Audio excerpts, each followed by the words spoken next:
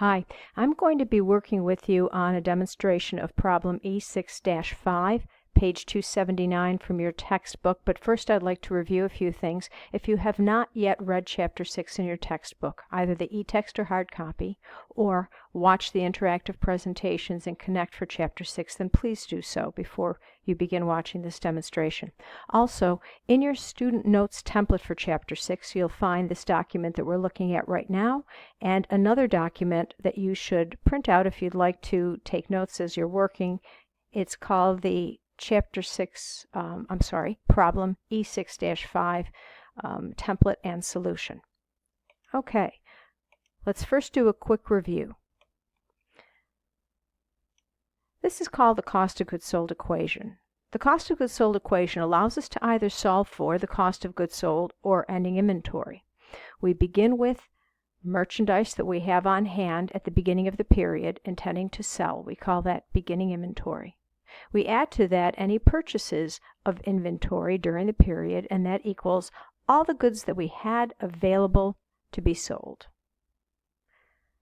Looking at it from this perspective, it's the exact same calculation. Beginning inventory plus what we bought this period equals what's available for sale.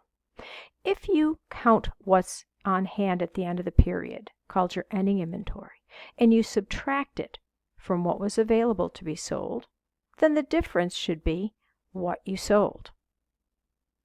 Alternatively, if you subtract from what was available the cost of what you sold, then what's left should be your ending inventory.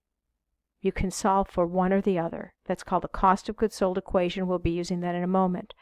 What we're looking at now is called a multi-step or multiple-step income statement. It has categories or subtotals that are listed in the course of the income statement to help users get the information they need to make decisions about the company.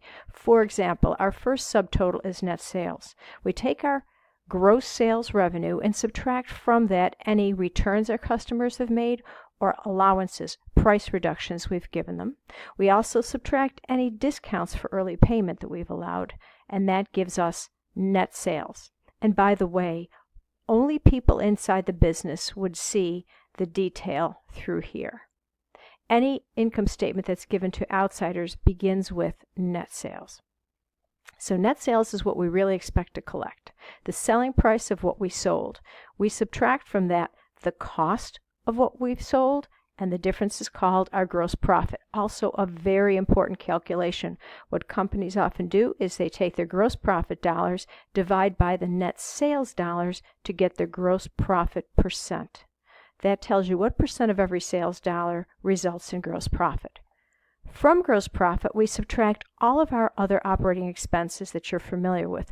Rent expense, advertising expense, supplies expense, salaries expense, wages expense, utilities expense, and so on.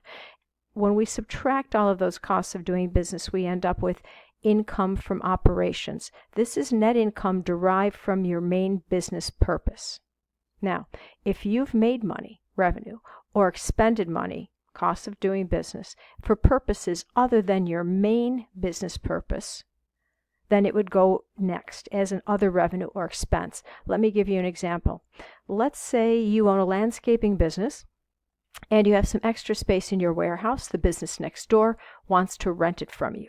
Now, if you're primarily a landscaper, then you're not in the business of renting space, well, then it's this revenue that you're making is in addition to your main business purpose. It would belong in the other revenue section because it's not related to landscaping.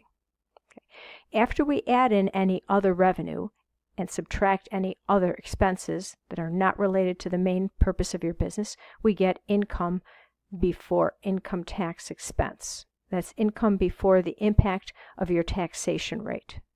From that, we subtract income tax expense to give us our net income finally. So we have a number of subtotals here at net sales, gross profit, income from operations, income before income tax expense, and then, of course, net income.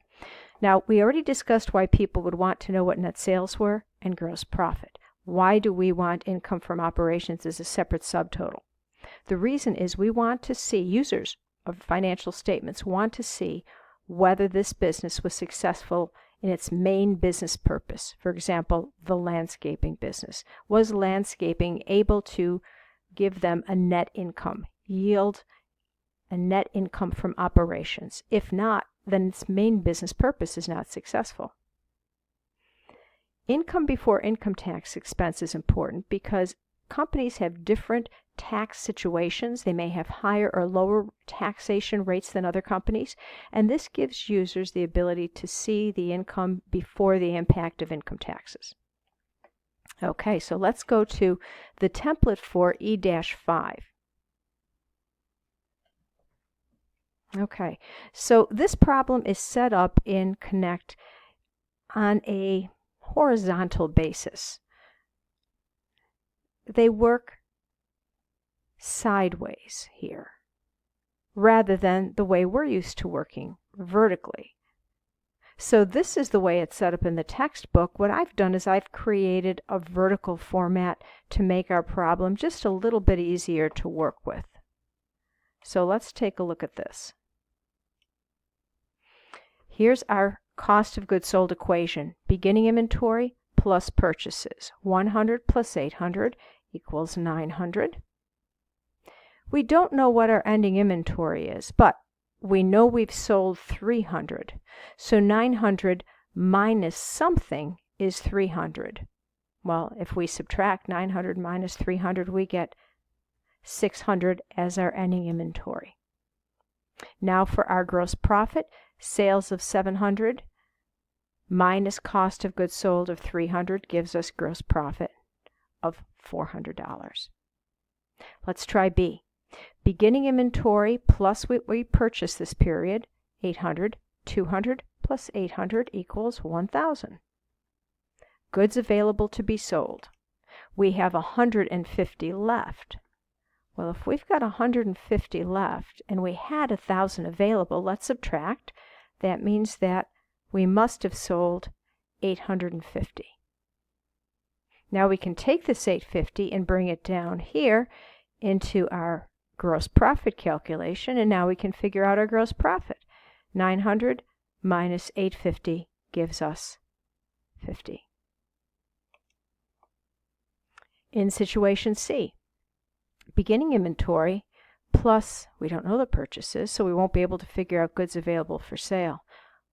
But what we sold plus what we have left must be what goods were available. So 200 plus 300 gives us 500. And now we can figure out our purchases. 100 in our beginning inventory plus purchases of something gave us 500. Well, we must have bought $400 worth of goods. Okay, now we come down to our gross profit calculation, and we don't know sales, but we know that sales minus cost of goods sold equals gross profit. So if we work backwards and say gross profit 400 plus cost of goods sold is 200 gives us sales of 600. In situation D, we don't have a beginning inventory, we have purchases. We don't have our goods available. But just like the last problem, let's work backwards. What we sold plus what we have left must have been what was available. 900. And now we can figure out beginning inventory. Something plus 600 equals 900. Let's subtract to find out. That must be 300. So let's check our math. 300 plus 600 is 900. Minus 250 does equal 650. So we're in good shape. And then finally, gross profit. 800 minus 650, the cost of what we sold, gives us our gross profit on what we sold.